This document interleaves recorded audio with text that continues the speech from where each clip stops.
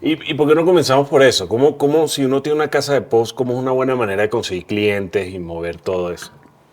Mira, esto es un negocio que a pesar de que puede ser muy técnico, puede ser todo lo que tú quieras, como muchas cosas en el mundo, es personal.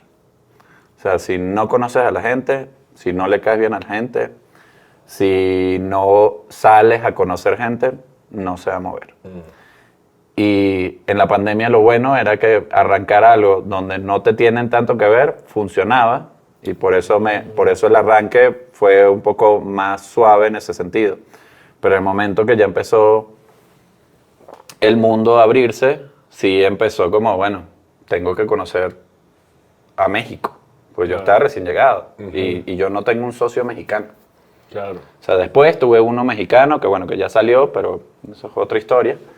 Pero cuando empezamos éramos, bueno, sí, un venezolano sobre todo, un peruano, dos vivían en Estados Unidos, dos vivíamos, y tres vivíamos acá, éramos 5. Y entonces, bueno, en ese comienzo ayudó lo que tenía cada uno como debajo del brazo que venía arrastrando la pandemia y los contactos que tenía como por aquí y por allá. Además, la mayoría venía del mundo de la producción o la dirección. Entonces eso también ayudaba a que ciertos proyectos estaban pululando por ahí y agarrarlos. Pero para arrancar la casa de post, ya hablando no personalizándolo tanto a mi situación, sí tiene un factor humano y de, digamos, de PR que es súper necesario. Sí. O sea, ¿Y cómo tú manejaste ese PR? ¿Que vas a eventos, no sé qué, o amigo de Yo- amigo?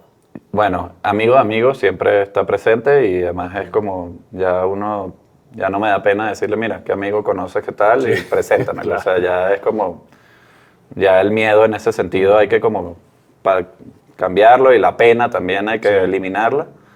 Pero sí, o sea, presencia en festivales. O sea, ibas a los festivales solo por tu cuenta. Al inicio sí, pero creo que, ¿sabes? Cuando uno es sangre dulce, yo soy sangre dulce, yo no sé qué sangre tienes tú, pero...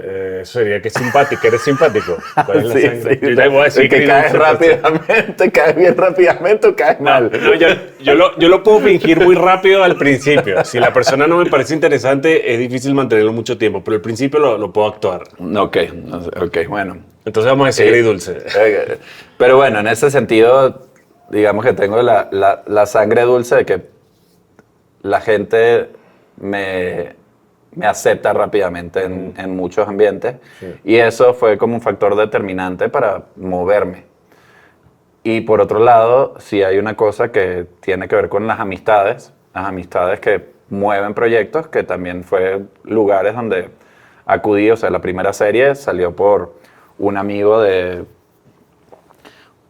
que hice hace muchos años con un show donde te conocí a ti, pero por un amigo, Goldie. no fue por él, sino fue por Otro. el que empezó a distribuir ese show en Estados Unidos. Pero fue por ese show. Entonces tú, claro, y por ejemplo, ese contacto, ¿si era amigo tuyo o era conocido? No, esa era una relación que se había trabajado y que nos habíamos vuelto amigos de verdad. ok. Él vino a showronear una serie de Disney a México, porque él vivía en Estados Unidos, y eran 20 episodios. Obviamente entré en el bidding, entré en todo, y me dio el voto de confianza. O sea, que estaba preparado o no para asumir una postproducción de ese nivel y con los estándares tan altos que tiene este país, que son realmente industriales, que no tenemos y no venimos de ese estándar en Venezuela, no porque uno tenga mala calidad, sino que hay procesos y cosas Sí, que hay uno... metodologías que ni conoces. No estaba, pero lo hice. Y lo hice bien. O sea, pero me di mis coñazos en el proceso. ¿Y cómo funciona ese bidding con ese tipo de proyectos? Mira, normalmente para ser invitado, te invita, sobre todo, te invitan los supervisores de postproducción de la productora. Y ponen en la mesa, frente a la plataforma, ponen 3 opciones. Entonces, de esas 3 opciones, la plataforma sugiere, o sea, no, ellos nunca dicen, vete con este. Ellos sugieren o te recomiendan, mira, estos 2 me gustan más, este es el que más me gusta. Y cuando dices que te sugieren, ¿es a quién? ¿El director, el productor? Al productor. Le sugieren de una casa de post. La decisión no la toman ellos, la decisión la toma el productor. Pero tiene que ver ahí el dinero mucho. Tiene que ver el dinero, sí, obviamente tiene que ver el dinero, sobre todo, más que para la plataforma, para el productor. Claro. Porque obviamente como ellos tienen un número para hacer la serie, mientras menos le cueste la post, más ganan o tienen más para la producción o lo que sea. Y en este caso particularmente eran 3 casas de post de México. Sí. ¿Y entonces tú estás compitiendo ahí en pesos mexicanos o facturas o cobras en dólares? En pesos mexicanos. Sí, porque era una producción mexicana. Sí. O sea, yo trabajo para Estados Unidos y para México. Y todo lo que es en México es en pesos, todo lo que es Estados Unidos son dólares. Y cuando estás en ese bidding, ¿cuánto crees tú en tu experiencia con este tiempo que hay diferencia entre una casa y otra normalmente? ¿Pueden ser diferencias muy grandes o chicas? Sí, pueden ser diferencias muy grandes. O sea, al arranque yo tuve como la suerte de tener la pista de más o menos en cuánto estaban los demás. Tu amigo te dijo, mira, sí, me dijo, mira, tíralo por abajo. Sí, me dijo, si le das por abajo, voy a empujar por ti. Y yo dije, bueno, esta es mi misión. Sí. ¿Cómo lo logro? Tal, hacía mis números y era bien loco hacerlo, pero bueno, también era como el pagar la entrada sí, es el primer paso. Y si no hay mucha ganancia, bueno, no importa, pero diste el primer paso, hiciste tu primera serie y eso te abre otro mundo. Sí.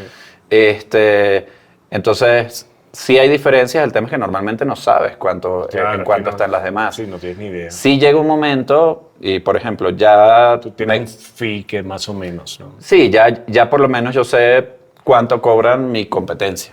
Más o menos. Más o menos, o sea, no, y también ¿Y ustedes obviamente con la competencia, tengo competencias que sí, y tengo competencias que me odian. Sí, o sea, le quitaste el trabajo.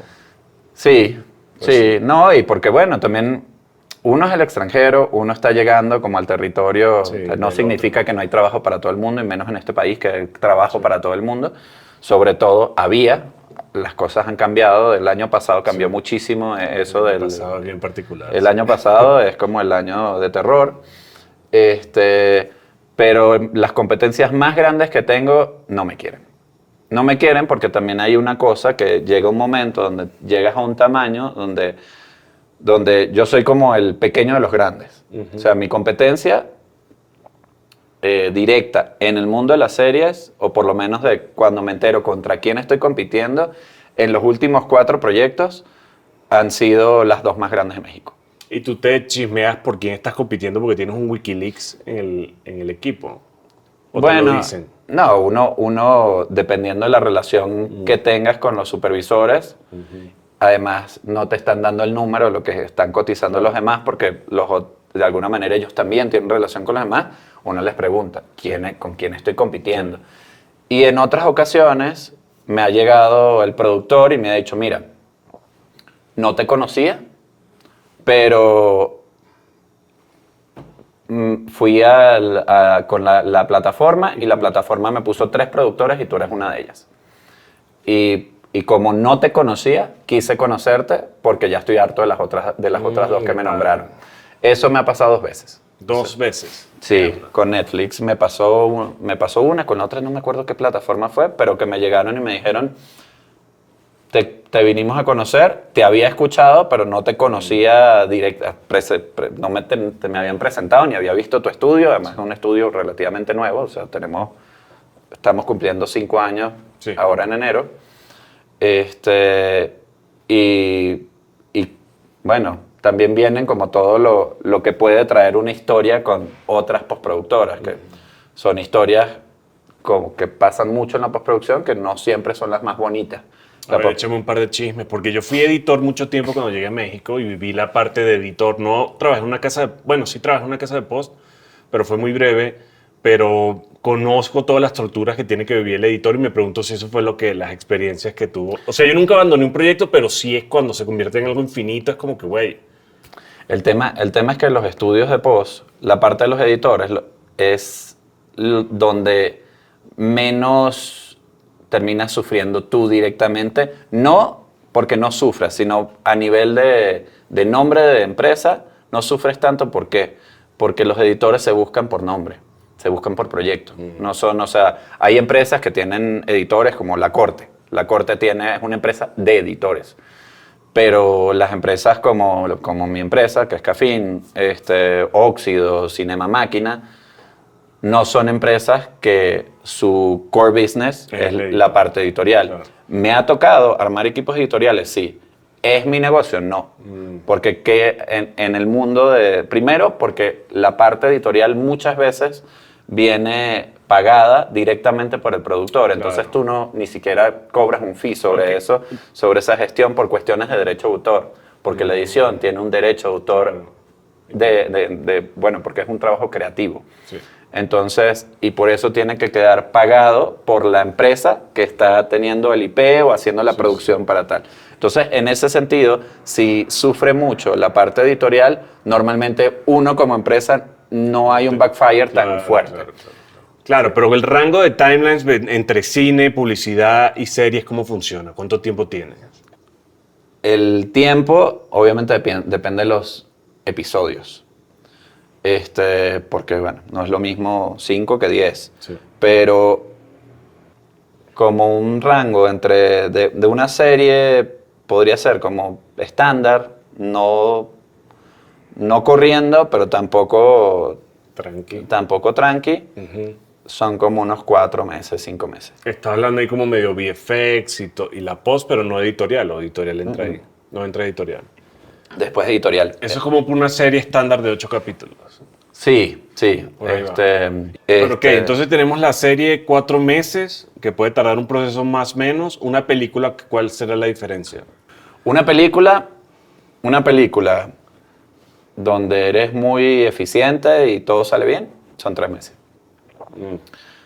¿Por qué? Porque normalmente un tiempo estándar de diseño de sonido y mezcla son 3 meses. Uh-huh. La imagen es más rápida, pero como uno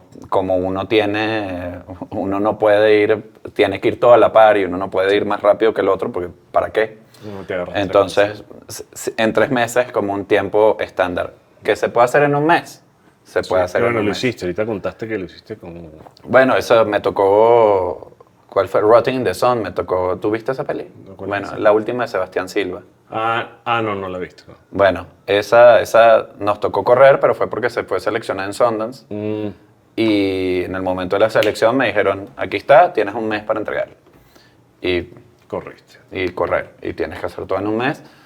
Pero un tiempo correcto, estándar, haciendo todo sin parar, pero tampoco de una manera atropellada, son 3 meses. ¿Y en el caso de los comerciales? Un comercial, bueno, también depende mucho, pero un comercial normalmente tienes 2 semanas. Sí. O sea, un comercial tienes 2 semanas para sacarlo. Hay comerciales que tardan mucho más, dependiendo de las versiones, de cuántos países. O sea, este año me tocó hacer una campaña global, por ejemplo, y la postproducción terminó en noviembre y empezó en enero. Mierda. Uf. Sí. Pero claro, tenía CGI, tenía no sé qué tal, y eran 13 países. Claro, hay que adaptarlo para cada entonces país. Entonces había que editar para cada uno, había que no qué. Entonces, y las aprobaciones de todos los países, o sea, tiene un tema político que es lo que termina siendo lento el proceso. No es porque la post sea lenta. La post de esas 13 versiones, si todo hubiera sido en tiempos, lo sacas en mes y medio. Sí, un par de meses. Pero, exacto. Claro, está todo el tema del feedback y toda esa mamada. Y si podemos ponerle solo un número aproximado, ¿cuánto puede costar uno versus otro? La post de una película, la post de imagen sin editorial. Sin editorial y con cleanups nada más. O sea, con unos, no sé, 20 cleanups de que no tiene más VFX, pues los VFX sí te cambian mucho el precio. Está alrededor de $1 millón, que son $50,000 aproximadamente, en imagen. En sonido también haciéndolo con un estudio respetable, no te estoy diciendo el más caro, pero tampoco el más barato, está entre 40 a 50 mil dólares también alrededor de $1.000.000 Entonces, una postproducción no compleja de una película de 90 minutos está alrededor entre 100 a 150 mil dólares. Obviamente, metamos la música, que ponle unos 150 mil dólares. Para hacerla como debe ser, sin lujo, pero tampoco dejando nada por fuera. ¿Y para una serie cómo varía eso? En imagen, también, solo contando con el mundo de unos clean-ups sencillos, digamos de que está en unos 200 mil dólares. Y sin sonido está alrededor de los 50 mil, un poquito más, dependiendo de quién lo haga. Sí. Este sonido ha sufrido más en el mundo de las series que en el mundo de las películas, en cuestiones de números. Sí. Y bueno, la música ya depende, sí, eso es algo que varía demasiado, sí. pero más o menos es. Entonces, con unos 300 mil tienes la postproducción de una serie de 8 episodios, sin mucho lujo, pero tampoco es que estás llegando sin nada. ¿Qué pasa? Y que también hay que contar en el mundo de las películas industriales y de las series industriales. Todo el equipo que está parte de la postproductora, que es el supervisor de post, el coordinador de post, el supervisor de VFX, toda esa gente cobra y no cobra barato. O sea, un supervisor de post de una serie mensual está alrededor de los 70 mil pesos mensuales. Y si te vas a una post de un año, y ese es solo esa persona. El coordinador también está todo el año. Si estás haciendo VFX, también está todo el año. Entonces ahí se va subiendo. Y en servicios a empresas te gastas lo que te dije. Pero te puedes gastar fácilmente lo mismo en gente que te está gestionando todo. Que sinceramente sí son necesarios, sí son importantes y sí hay que gastárselo. O sea, a ese nivel, para tener el delivery y la política, porque digo la política porque estas personas también son las que gestionan a la productora, a la plataforma y a la postproductora. Claro. Esa política yo creo que es lo más pesado. Yo he sido supervisor de post, es uno de mis backgrounds, y es de las cosas más complejas y más necesarias también, porque si tú le dejas eso a la postproductora, te vuelves loco. ¿Qué me pasa? Sobre todo con las películas independientes. Claro. No tengo una plataforma, pero tengo un director que quiere todo. Y bueno, y sabemos que las películas independientes no tienen mucho presupuesto, pero uno también viene de ahí. O sea, yo vengo de ser ese director, vengo de ser ese productor. Entonces, obviamente, sigo atendiendo ese tipo de proyectos, pero son proyectos que muchas veces te desgastan mucho más que una serie de 8 episodios. O sea, una serie de 8 episodios, dependiendo de qué serie, porque también he hecho series que, ¿sabes?, que han sido desgastantes por lo exigente y el poco tiempo. O sea, un ejemplo, como Agua para Chocolate 2. Se estrena el mes que viene. Eso es una serie hermosa. Hicimos solo el color, pero fue súper desgastante el proceso. Sí. ¿Por qué? Porque la directora de foto estaba fuera del país, porque el cliente quería algo. ¿Quién es el cliente en una película? ¿El streamer? No, pues sí, bueno, el cliente termina siendo la plataforma. La plataforma. Y esto no era película, era serie, pero era una serie premium, muy premium. ¿Cómo manejas tú todo ese tema de rondas de cambios? ¿Eso es algo que llegas a hacer o haces el flat fee y se queda así? Hay una negociación inicial donde hay rondas de cambios incluidos, no infinitos. ¿Cuánto es lo normal? Es que depende del proceso, o sea, y depende del proyecto. O sea, te voy a decir, un normal, te digo, bueno, hay rondas de cambio, o sea, si lo que están pagando es como un número correcto, pero no está muy acolchonado, o sea, no es muy grande, entonces le dice, mira, son 3 rondas de cambio. Si es un poco más, son 5. Si es un proyecto que no solo es complejo, pero que para el lado de la empresa te interesa, Claro. no le pones. Sí, no le pones. No le pones, o sea, este que te estoy hablando, díganme todo lo que quieran, o sea, Sí, pues, es Film Nation, tú quieras. es Film Nation, es Amazon, es tal, es dime lo que quieres y te lo hago. Pero ¿tú crees que cuando te hablaron de esas otras casas postproductoras que tuvieron una mala experiencia, es porque simplemente cortaron las rondas de cambio? ¿O de dónde crees que vienen? Perdón, repite. O sea, esas malas experiencias que contaste, tú me contaste que un productor, alguien te dijo como que qué bueno que te conocí porque estoy cansado de las otras 2 casas. Eso tiene que ver con distintas, o sea, ¿Qué es lo más frecuente? en una de las ocasiones fue porque lo que le había sucedido era que venía una ronda de cambios, exacto, o querían hacer un cambio dentro del color o dentro de uno de los procesos, normalmente es del color, sobre todo en una casa de post de imagen, Sí. y le decían, sí te lo hago, pero en 2 semanas. Un cambio. Sí. 2 semanas, pero un cambio gigante. No es un tema de que va a tardar 2 semanas haciéndose. Claro, es que te lo te lo voy a atender en 2 semanas. Pero tú crees que eso lo hacen para decirle como que indirectamente, como que mira, para que no te creas que es inmediato esto. Siempre es importante decirle que esto no es inmediato porque también uno Sí. no trabaja solo para un cliente. Ujú. Pero lo que sí pasa es que dentro de estos flujos todo el mundo uno ha estado en esa posición y todo el mundo quiere terminar su proyecto. Sí. Cuando te dicen 2 semanas para hacer un cambio de un plano que está muy rojo, Sí, no mames. es como, no mames. ¿Cómo funciona tu balance para hacer cosas, para pagar las cuentas y los empleados y hacer las cosas para crecer la compañía? ¿Cómo funciona eso en tu mente? Mira, uno como cineasta, o sea, si yo hubiera estudiado ser empresario o, bueno, o algo, probablemente la explicación que te daría sería un poco distinta. Pero como cineasta, creo que las herramientas que tenía eran las herramientas de productor, que era un tema más de coherencia administrativa.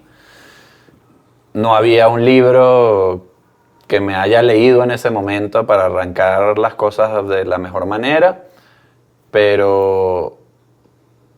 Y voy hacia ese lugar antes de responderte tu pregunta porque la fórmula mágica no la tenía ni la tengo, pero lo que sí fue una curva de aprendizaje de gastarme dinero que no me tenía que gastar, invirtiendo antes de lo que tenía que invertir, o pagando de más, pagando de menos. O sea, sí hay un proceso en todo este emprendimiento y sobre todo cuando uno viene del cine y de vivir haciendo cosas independientes a volverte un empresario, que suena hasta raro y Suena raro. pero bueno, es lo que uno termina haciendo, o sea, donde uno va viendo cómo va creciendo y muchas veces crece más rápido la empresa que uno. En ese sentido. Y a mí me pasó, o sea, yo ahora me estoy como medio equiparando, pero hubo un momento que la empresa me superó y tuve que como que correr porque no entendía de si lo estaba haciendo bien o mal. O sea, no porque los números no me estaban dando, sino porque esa pregunta que me haces no la tenía clara. O sea, no sabía, ni yo ni mi socio, pues mis socios venían del mismo lugar. Sí. Yo, dentro de la empresa, soy la cabeza, pero los otros son cabezas, bueno, tengo cabezas financieras, tenía cabezas que tenían que ver más con las ventas. Entonces ahí, para irte a la respuesta, o sea, la fórmula mágica no existe. Si hay un tema que tiene que ver mucho con la geopolítica, de una u otra manera. O sea, el año pasado, por ejemplo, dentro de su rareza, tiene no solo el AI es otra cosa aparte, pero el AI creo que nos va a dar más duro o el año que viene, sobre todo en Latinoamérica. Pero Trump fue algo que le dio durísimo al negocio. Sí. O sea, le dio durísimo el negocio y eso no era porque, ¿cuándo invierto? ¿Cuándo le pago? No, yo no sabía que esto iba a pasar. Sí. Y ese tipo de cosas son cosas que uno no controla. Lo que uno controla, que es, sí, de cuánto le pagas al equipo, y ahí es donde viene lo que se llama, y que bueno, se llama lo que es el P&L, el Profit and Loss, que es el trabajar de cuánto es el costo de tu operación y que te da la claridad de cuánto tienes que hacer para que puedas mantener eso. Y a partir de eso, aprender de balancear esas cosas y decir, ya, yo puedo tener esta empresa de este tamaño. Pero ya el del saber el tamaño que tiene, si es el que funciona, yo creo es una cosa que va medio... que nunca paras de evaluarlo. Claro. O sea, tienes que estar todo el tiempo evaluando cómo está cambiando el mercado. Por ejemplo, ahora el mercado está súper afectado porque México no tiene incentivos fiscales. Entonces, la postproducción, y hablándote específicamente de la postproducción, se ha afectado muchísimo. ¿Por qué? Porque los proyectos se van a Colombia y España. Sí. Algunas cosas a Uruguay, algunas cosas a Argentina, pero específicamente y sobre todo Colombia y España. Antes, eso que se está yendo a España está en México, todo eso que está en Colombia está en México. Cambió. ¿Es política del país? Sí. ¿Tiene que ver con si uno es bueno, mejor, no? ¿Se está produciendo más o menos? No. Oye, si tuvieses que ir al Adrián de 2020, ¿qué tú crees que son los consejos necesarios para comenzar una casa de post? Ok. Que uno, o sea, sí, como migrante. Como migrante. Te voy a poner como migrante. Dale, como migrante. Te voy a decir cosas que hice y cosas que no. No, pero los aprendizajes. Por eso, cosas que hice y Ah, cosas ok, que no. cosas que no aprendiste. Porque hice cosas que no están bien, así como hice cosas que sin saberlas hice bien. Ah, ok, dale.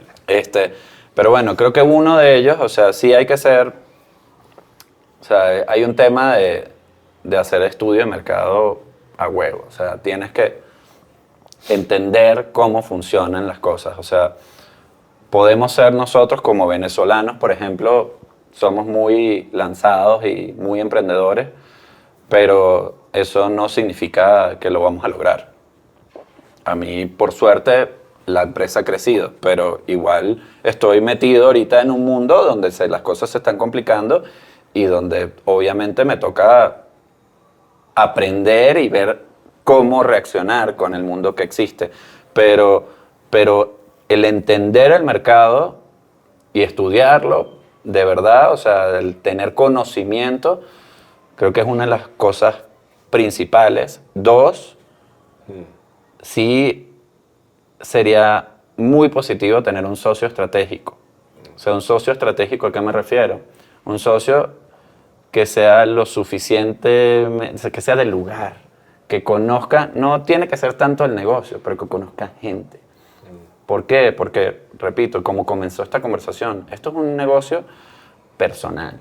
Esto es un negocio donde sí tienes que tener una buena calidad de trabajo, pero también tienes que tener una buena calidad de amistades, de gente que conoces, porque, y te lo pongo así, o sea, tú haces una película y me conoces a mí como postproductor y me das el proyecto, pero me lo das porque me conoces. O sea, porque el tema es que cuando no conoces, ni lo consideras. Claro. Y el tema, el hacerte conocer, ya sea a la empresa o ya sea que tienes a alguien que se sabe hacer conocer o que se conoce ya la gente y dice, yo tengo esta empresa, cambia todo el panorama. O sea, tú no puedes entrar a un mercado creyéndote que la gente que te va a llevar el trabajo. ¿Por qué? Porque no es así.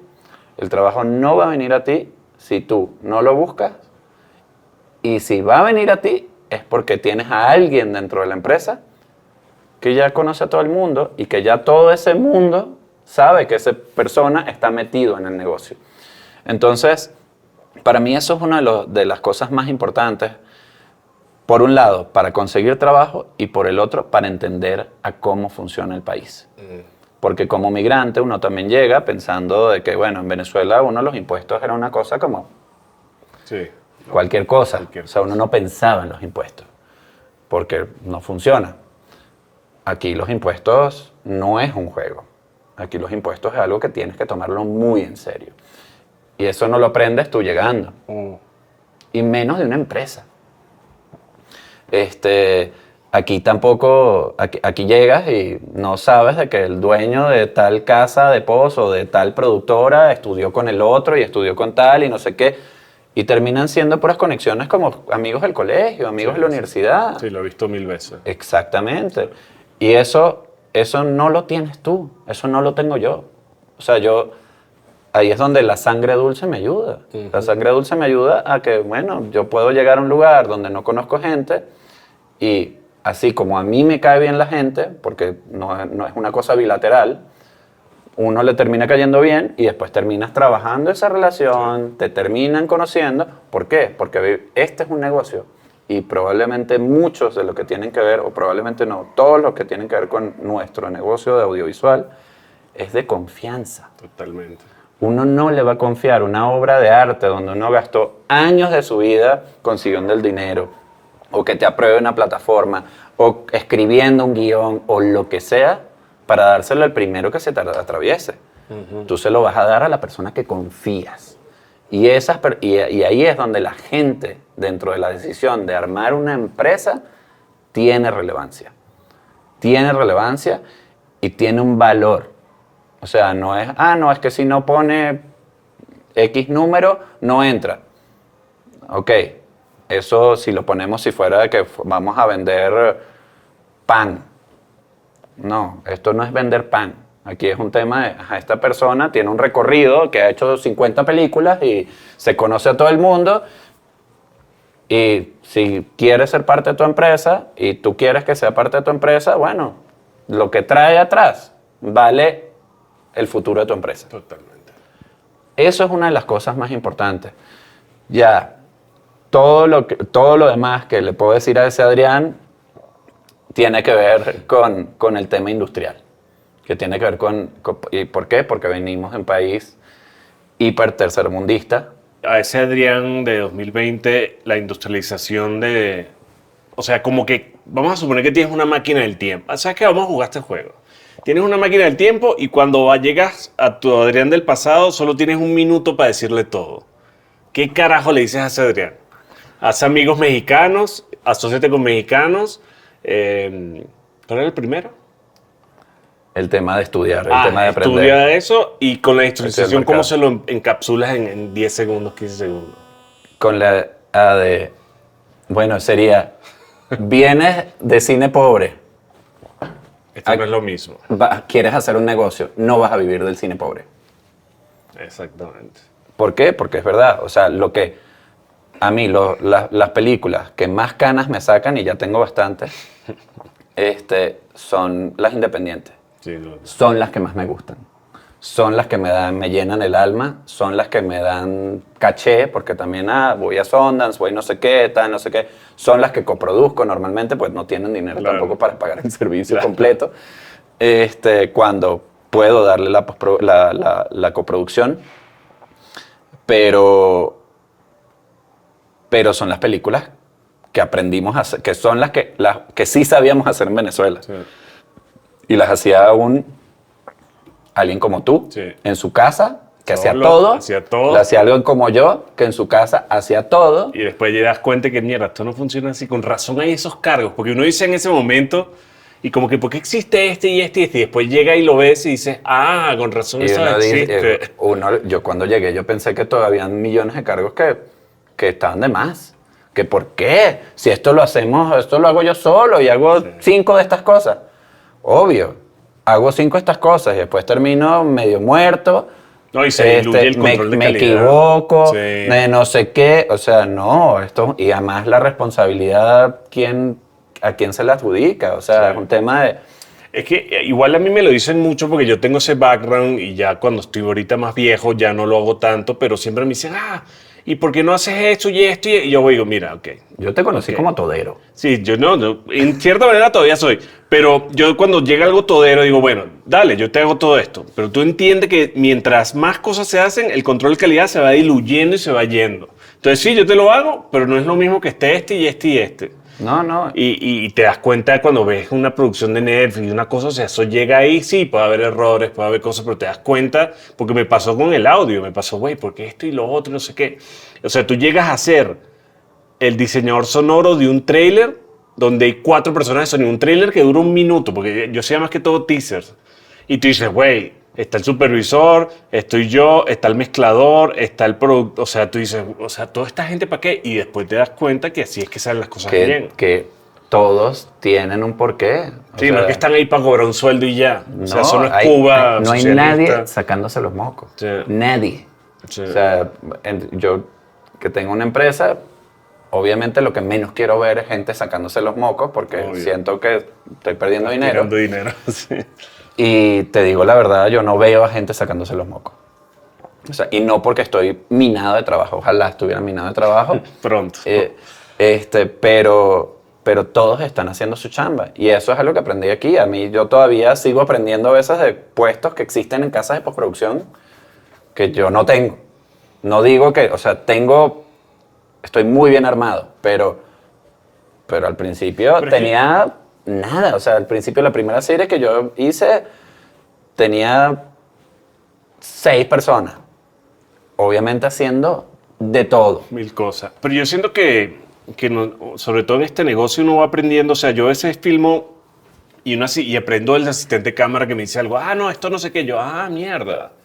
No sabía. Entonces siento que por más que sea, sobre todo en el set que están y en la post que hay tantas cositas, yo siento que siempre se va a aprender algo nuevo.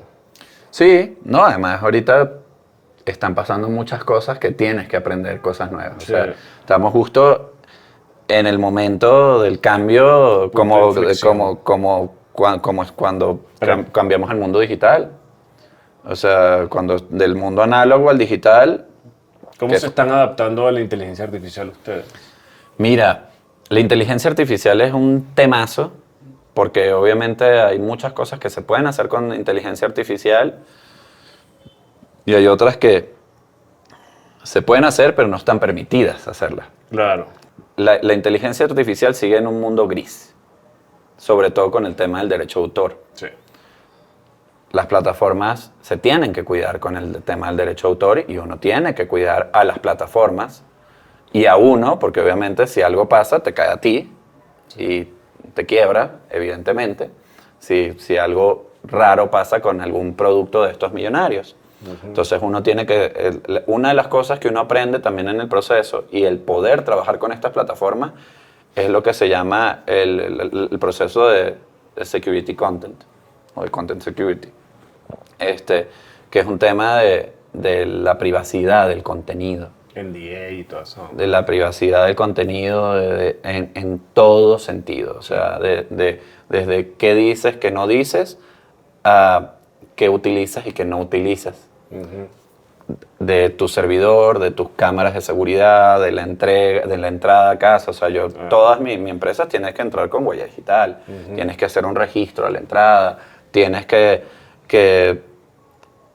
tener mucho cuidado con quién contratas, lo que tienen que firmar, el contrato, los NDAs que tienen que firmar, toda esa parte. Sí, porque se pueden llevar el disquito un día y se te dejó de la empresa, ¿no? Sí, bueno, y eso ya le ha pasado a empresas importantes aquí en México. ¿Ah, sí? Sí, sí. No voy a decir nombres, pero bueno, uno de los dueños lo llevaron preso. No mames. Sí, ¿Pero qué? Porque se liqueó una una cosa. película. ¿Toda la película se liqueó? Pero ese tipo es un tarado. Una semana antes del estreno. No.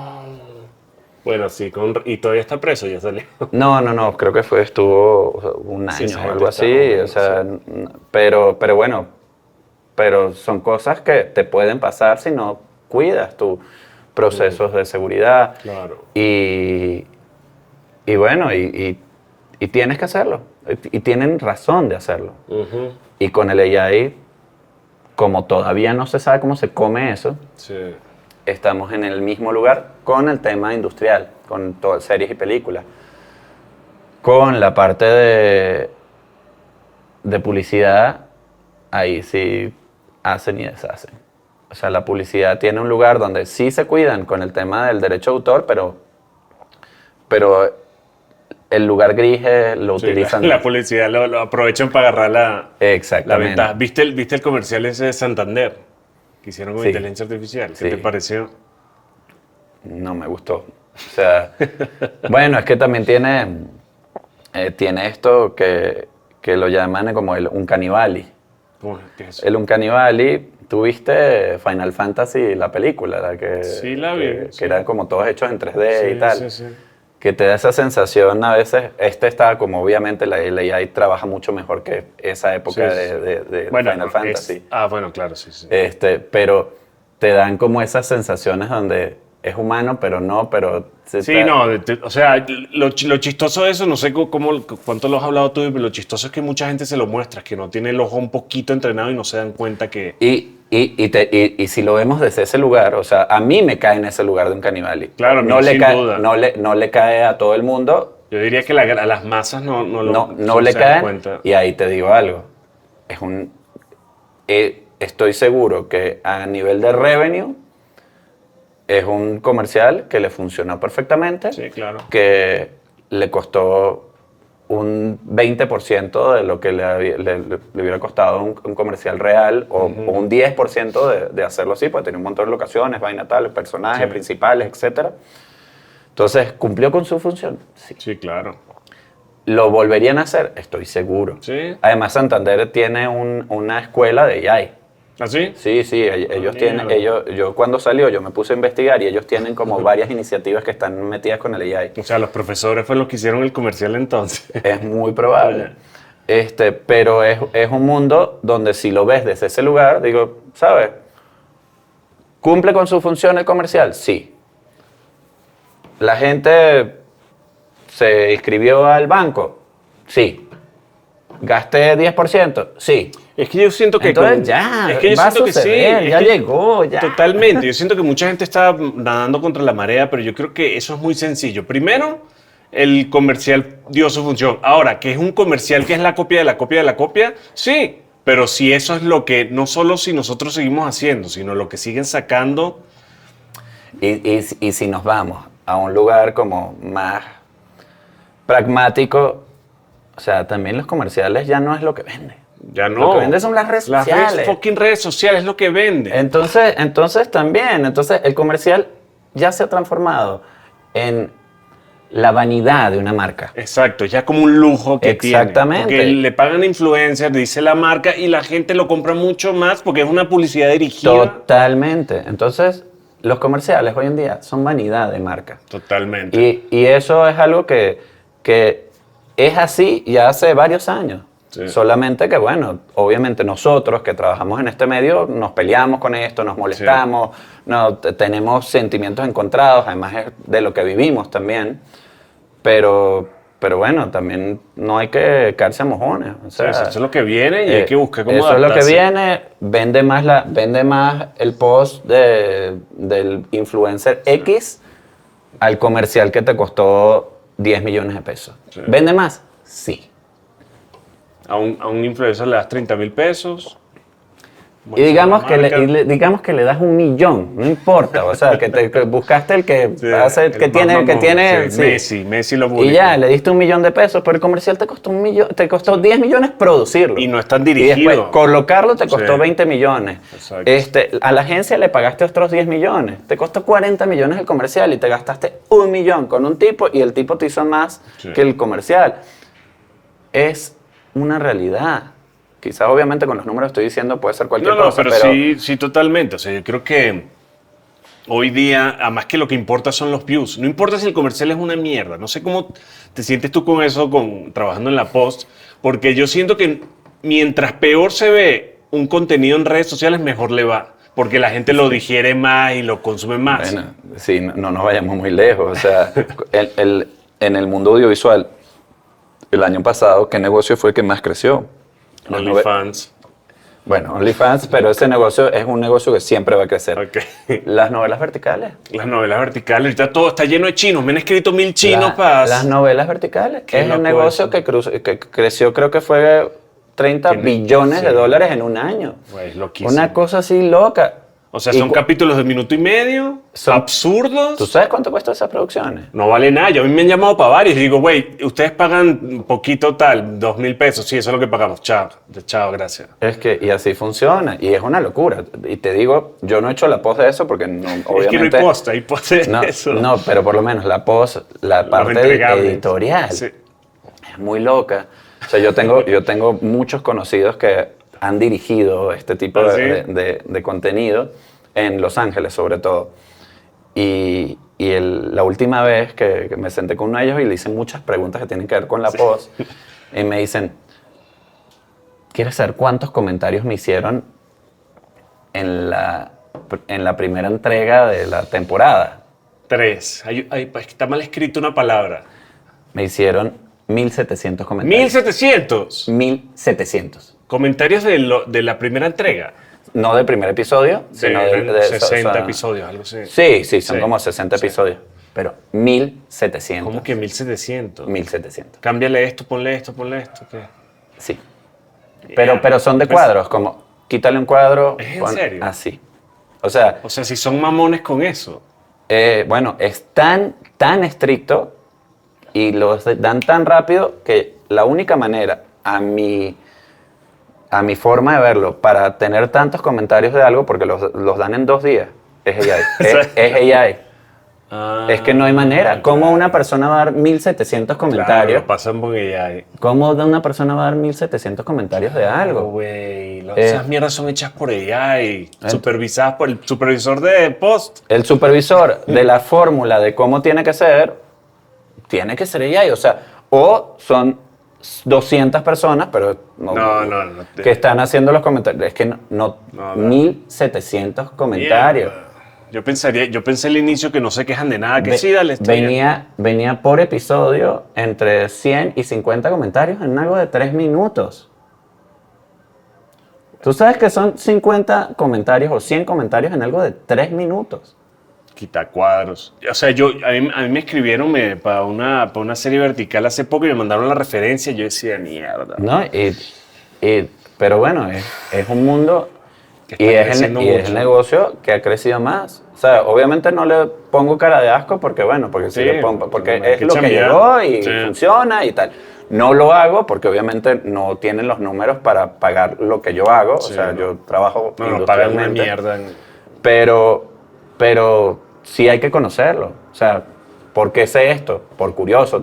Como la misma pregunta de Netflix. O sea, eso sí te lo tengo. Soy un fastidio. Curioso. Pero son ese tipo de cosas que dices, wow, o sea, y te tengo los números, te tengo todo, cómo funciona, tal. O sea, me sé cómo funciona desde la producción a la postproducción y digo, wow, pero lo logran. Es un negocio millonario. Sí, güey. Yo tengo una amiga que está produciendo 4 al mes, temporadas. Y obviamente le va muy bien. Y vive en Los Ángeles. Muy bien. Pero... Claro, pero ¿qué haces ahí?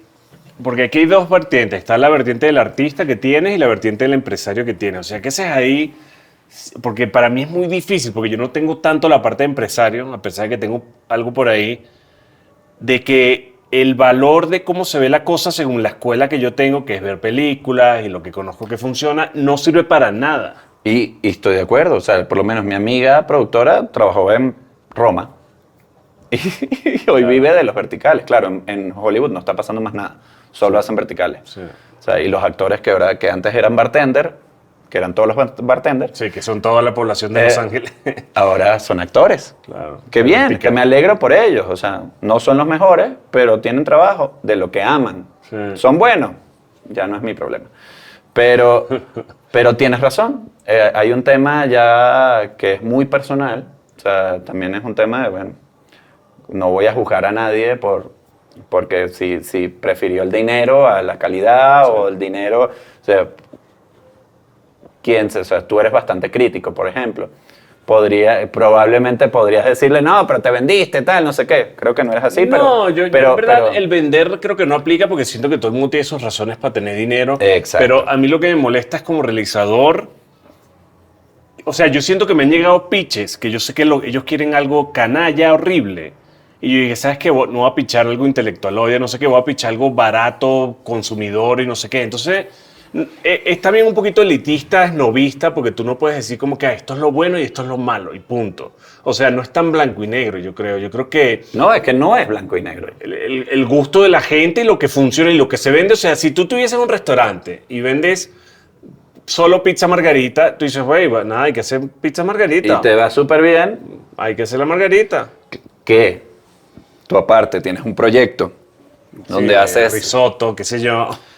Totalmente, o sea, mira, te lo pongo así, o sea, yo hoy en día, y repito, la palabra empresario, yo soy cineasta, yo quiero volver a dirigir.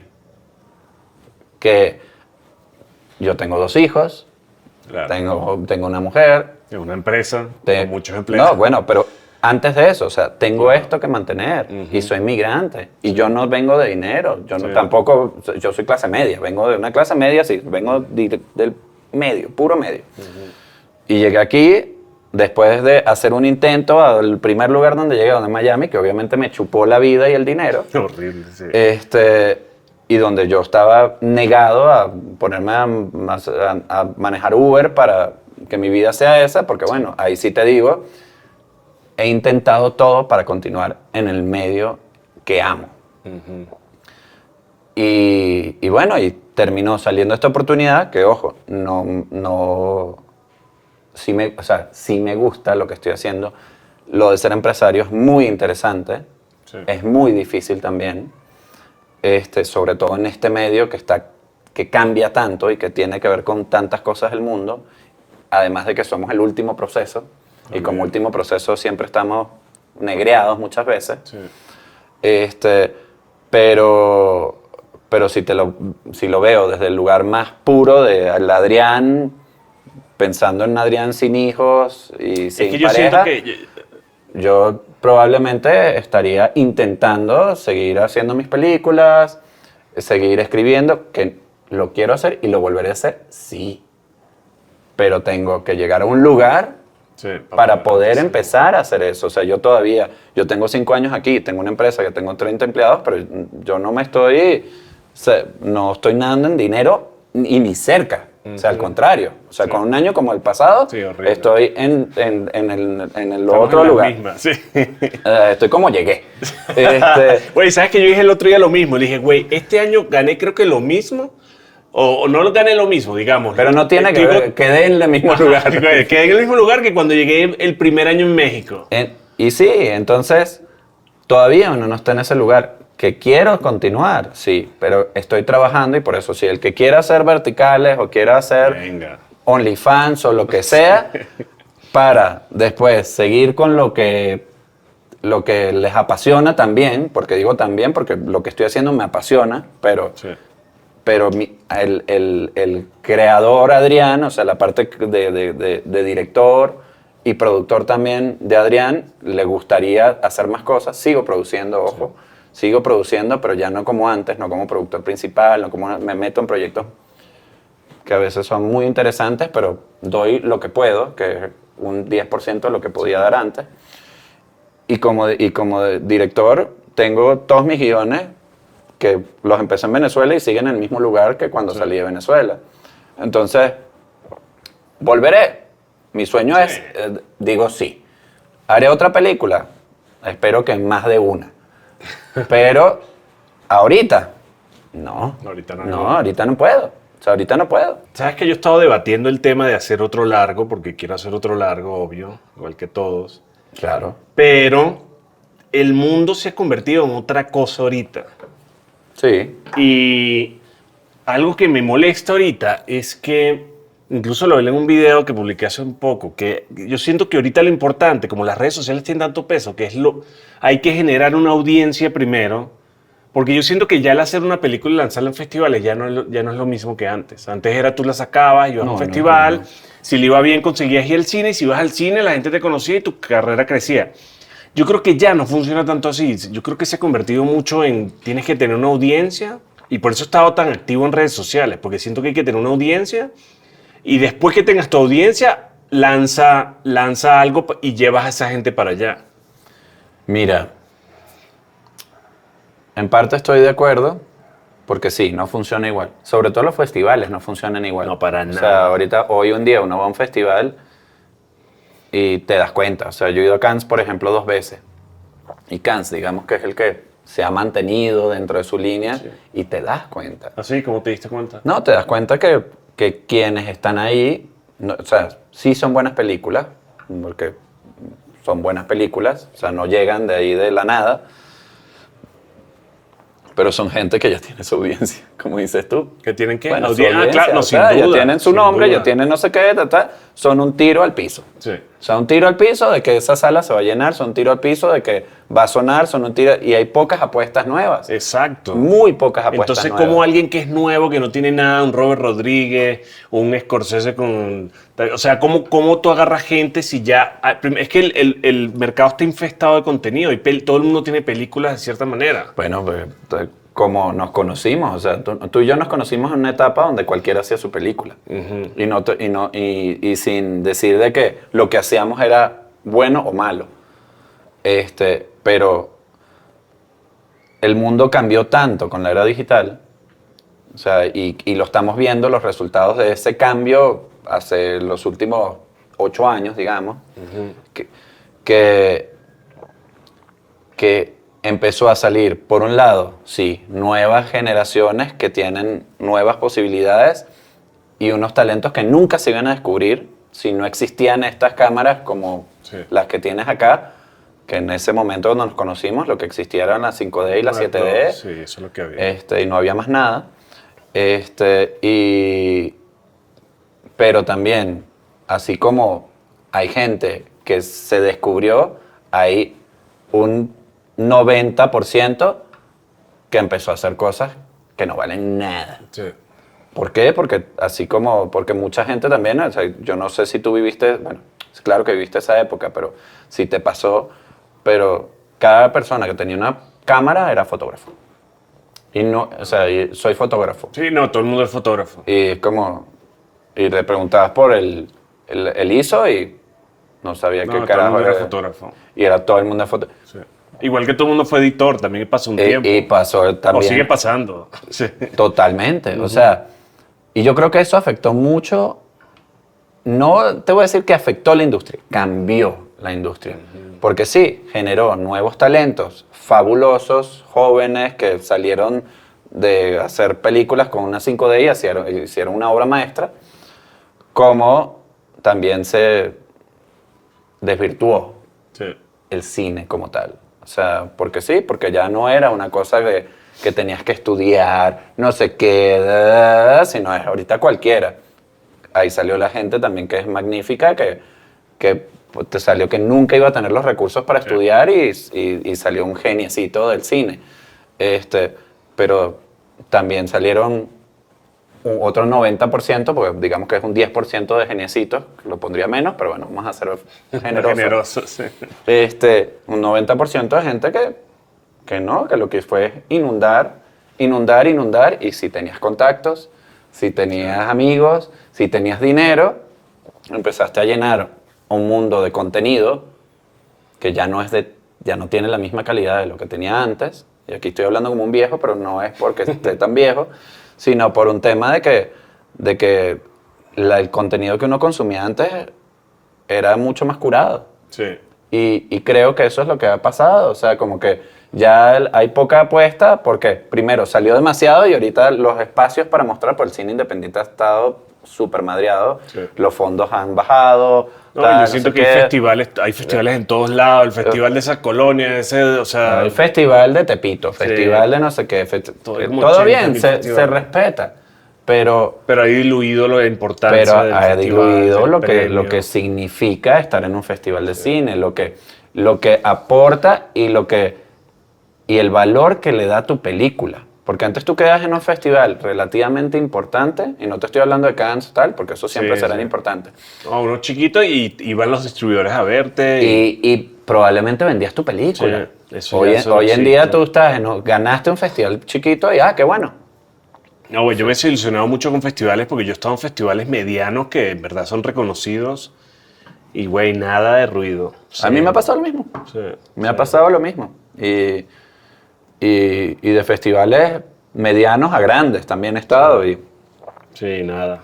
y nada. He tenido otras experiencias donde no he sido el productor principal ni nada, pero he estado como coproductor y tal, que también he visto otro tipo de reacción a partir no tanto del festival, sino de los contactos que están atrás Claro. de quién movió la película, quién dirigió la película, tal. Sí. Y ahí me voy otra vez al lugar de...